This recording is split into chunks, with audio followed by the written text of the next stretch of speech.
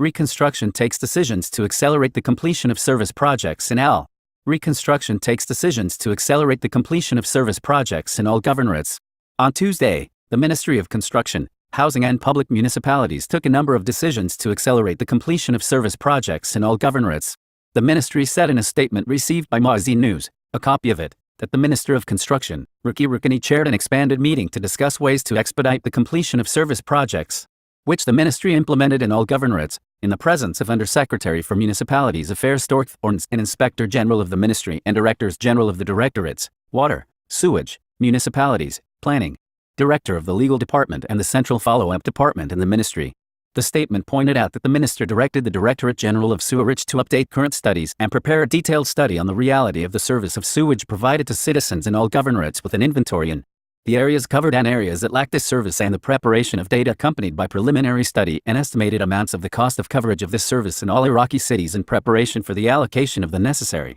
amounts.